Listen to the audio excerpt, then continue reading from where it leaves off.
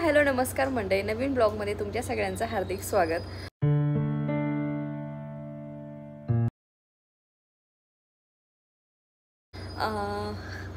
म्हटलं चला आज काय लगेच तुला बघायचं असतं ना। मी जेव्हाही ब्लॉग स्टार्ट करते ना, अवई कुठेतरी खेळत असतो आणि त्याला लगेच बघायचं असतं की मम्मा काय करते हे बघायचं दिसला। सो म्हटलं चला आज तुम्हाला अजून एक अपडेट देऊयात। तर त्या दिवशी तुम्ही बघितलं असेल माझ्या ब्लॉगमध्ये आधीच्या की ना बरेचसे आफ्टर प्रेग्नन्सी तर आपण प्रेग्नन्सीमध्ये खूप सगळ्या टेस्ट करत असतो, कारण बेबीची सगळ्यांना काळजी असते आणि डॉक्टरही आपल्याला रिकमेंड करत असतात की तुम्ही ह्या टेस्ट करा त्या टेस्ट करा। सर प्रेग्नन्सीमध्ये ना आपण खूप सगळ्या आपल्या टेस्ट होतात, म्हणजे एकतर गायनेकोलॉजिस्ट ज्या टेस्ट सांगते त्या तर करतो, पण त्याच्या व्यतिरिक्त सोनोग्राफी असते, त्याच्यानंतर बऱ्याचशा टेस्ट होतात। तर मी त्याचा एक वेगळा व्हिडिओ घेऊन येईल की गायनेकोलॉजिस्टने आम्हाला कुठल्या टेस्ट सांगितलं। त्याची रिसेंटली माझ्या ज्या फुल बॉडीचे चेकअप जे केलं मी आणि वरुणने, आम्ही दोघांनीही केलं आणि पप्पांनीही केलं। सो आम्ही होल फॅमिलीने पूर्ण फुल बॉडी चेकअप केलं। तर त्याचं मागचं रिझन मी तुम्हाला सांगते। आपण प्रेग्नन्सीमध्ये तर करतो, पण त्याच्या आधी कधी आपण स्वतःच्या अशा टेस्ट करतो का? नाही, कारण आपल्या शरीरामध्ये काय चाललंय ना हे आपण एवढं बघत नाही। म्हणजे आपलं रोजचं रुटीन म्हणा, आपली कामं किंवा बाकीच्या गोष्टी किंवा आपल्या मम्मा हे असतात ना, त्याच्यामुळे ह्या गोष्टी करायला आपण कधीच हे करत नाही। तर फारसं आपलं ना त्या गोष्टींकडे असं लक्ष जात नाही। म्हणजे आपण आपल्या जॉब असेल किंवा बिझनेस असेल किंवा आपण घरीच असतो, घरातले कामं असतील ना, तर आपण इतका विचार करत नाही। पण जेव्हा प्रेग्नन्सी होते तेव्हा आपल्या भरमसाठ टेस्ट होतात पूर्ण डिलिव्हरी होईपर्यंत।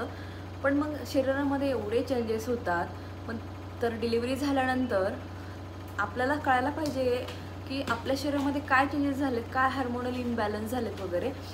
सो म्हणून आम्ही सगळ्या, म्हणजे मी तर त्या टेस्ट केल्या आणि वरून तर नेहमी करतच असतो, कारण त्याचा असं बिलीव्ह आहे की आफ्टर 6 मंथ्स आपण बघायला पाहिजे की आपल्या शरीरामध्ये काय चाललं, काय कमी जास्त वगैरे ह्या गोष्टी। जर आपलं मशीन जर छान असेल तरच आपण सर्वाइव्ह छान करू शकतो असं मला वाटतं।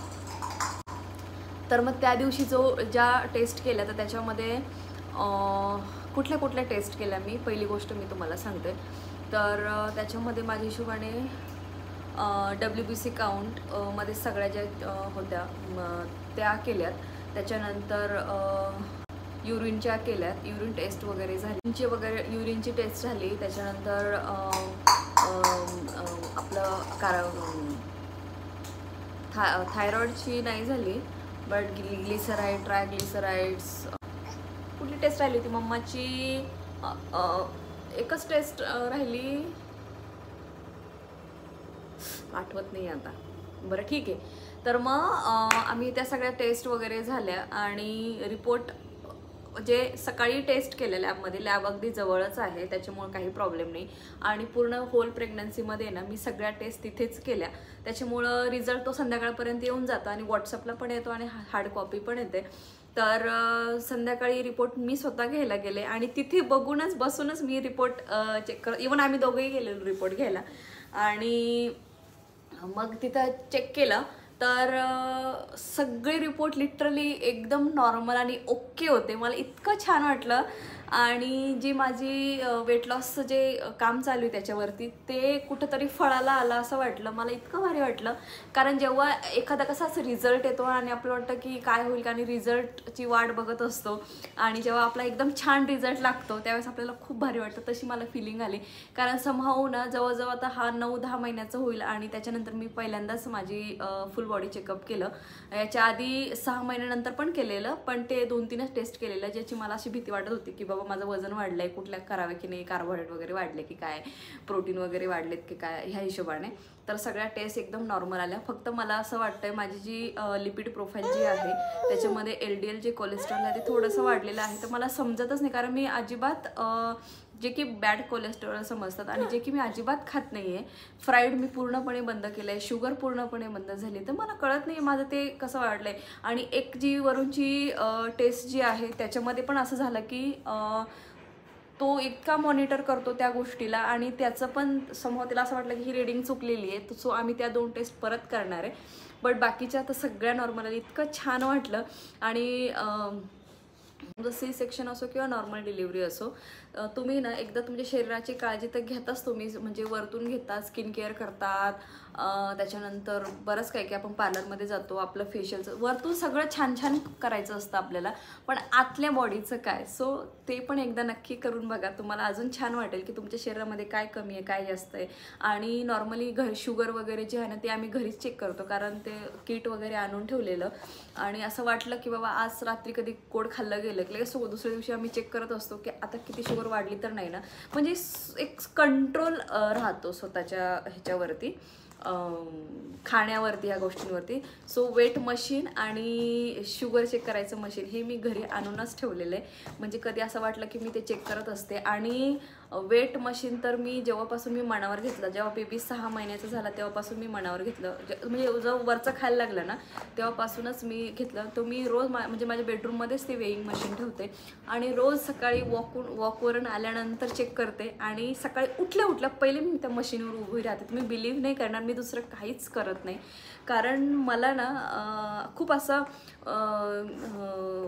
काय म्हणतो आपण, मला खूप असं म्हणजे असं वाटलं होतं की मी बऱ्याच असं बघायची ना की डिलिव्हरीनंतर खूप वेट वाढतं, माणूस खूप असे फॅटे दिसतात, खूप जाड दिसतात. ते मला नको होतं. म्हणजे मला असं व्हायचं होतं की यार आता तर आपण 30+ आहोत आणि आपलं अजून आयुष्य खूप पुढे जायचं, तर कशाला इतकं वजन आधीच वाढून वगैरे घ्यायचं.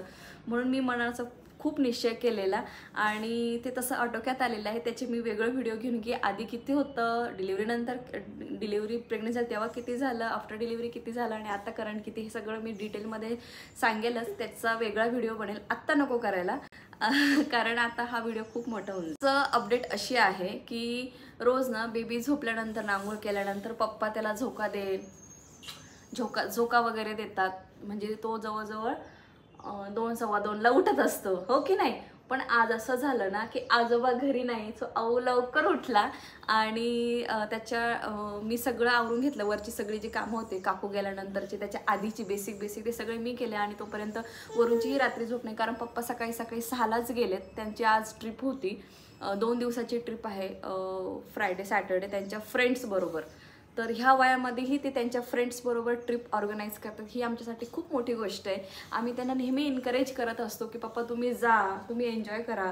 कारण ते आता जवळजवळ 70+ आहे, तर वाय नॉट. म्हणजे आपण यंगपणे आपल्या लग्न कार्य म्हणा किंवा मग कमवण्याच्या ह्याच्यामध्ये असतो, त्याच्यानंतर बऱ्याचशा करिअरवरती सगळा फोकस असतो, हे घेऊन ठेवतं, घरं गाड्या ह्या गोष्टी करतो. मग आपण स्वतःला वेळच नाही देऊ शकत. आणि त्यावेळेस त्यांनी बऱ्याचशा गोष्टी मिस केल्या. तर आम्ही दोघंही त्यांना एनकरेज करत असतो की पप्पा तुम्हाला आत्ता हा जो वेळ आहे ना, तुम्ही वेगवेगळ्या ठिकाणी फिरत जा. तर ते आज नाशिकला गेले, त्र्यंबकेश्वरला. त्यांना वणीची देवी पण करायची. आपली वणीची देवी जी आहे ती सप्तशृंगी माता, आणि प्लस त्र्यंबकेश्वर आणि येताना शिर्डी वगैरे, असा त्यांचा प्लॅन आहे. आणि त्यांच्या एका मित्राची गाडी घेऊन ते सगळं एकजण ड्राईव्ह करणारे. आणि 4 की 5 फ्रेंड्स आहेत ते, जे की पुण्यातच असतात. कारण ज्या वर्कमधले काही फ्रेंड्स आहे, काही कॉलेजचे फ्रेंड्स आहेत, ते अजूनही कॉन्टॅक्टमध्ये आहे. तर ते छानपैकी असं ना प्लॅन्स बनवत असतात आणि असं ट्रिप्स वगैरे मारतात. तर आम्ही त्यांना खरंच खूप एनकरेज करत असतो, कारण त्यांच्या लाईफमध्ये ही एकच गोष्ट राहिली की ते असं फ्रेंडसोबत टाईम स्पेंड करू शकता. आणि आऊ तर आहेच, त्याचा फ्रेंड आऊ तर आहेच फ्रेंड जो की टाईम स्पेंड करायला, आणि बाबू आऊ तर आहेच आबासोबत टाईम स्पेंड करायला. तर असं आज अपडेट होती. आणि आजच्या जेवणामध्ये काकूंनी ना मग दोघांचं जेवण होतं, त्याच्यामुळे अगदी कमी जेवण होतं. मग बाकीच्या त्यांनी गोष्टी केल्यात. तर अजून पुढे ना काही गोष्टी 2-3 दिवसांनी तुम्हाला एक्साइटिंग व्हिडिओज बघायला मिळणार आहेत. So stay tune. आणि हेच एक महत्त्वाचं सांगायचं होतं की रिपोर्ट सगळे नॉर्मल आलेत. एकच रिपोर्ट आहे की तो थोडासा आम्हाला वरखाली वाटतोय. त्याचं पिल लवकरच रिपोर्ट करून, परत ब्लड वगैरे टेस्ट करून, आणि त्याचंही सांगेल कसं आहे. तर मला असं वाटतं की सगळ्या आपल्या ज्या मैत्रिणी आहेत त्यांनी आपलं नक्की स्वतःचं आफ्टर डिलिव्हरी अशा एकदा तरी फुल बॉडी चेकअप करून आणि स्वतः अपडेट राहावं आणि हेल्दी राहावं.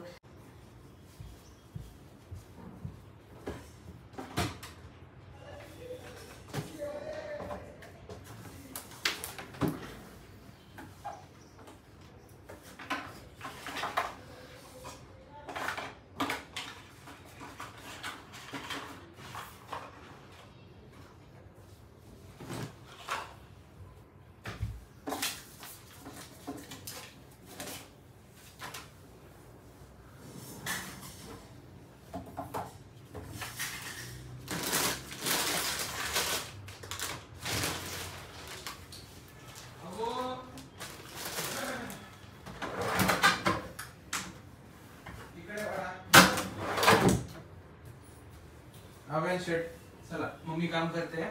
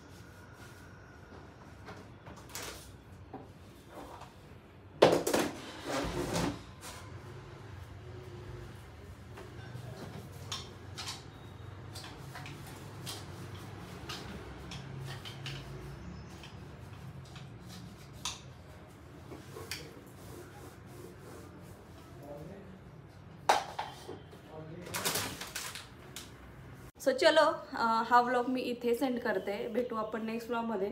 कारण मशीनचा मला आवाज येतोय कारण अजून कपडे टाकायचे आहेत, कपड्याच्या घड्या घालायच्या आहेत, आऊचं फीड करायचे आहे. सो आऊचं फीडही बनवायचं आहे मला. सो चलो बाय बाय बाय. आणि हो, चॅनलला सबस्क्राईब केलं नसेल तर प्लीज सबस्क्राईब करून जा. सपोर्ट करा माझ्या यूट्यूब चॅनलला. मला तुमच्या सपोर्टची खूप गरज आहे. आणि लाईक आणि कमेंट्स करा. Bye bye.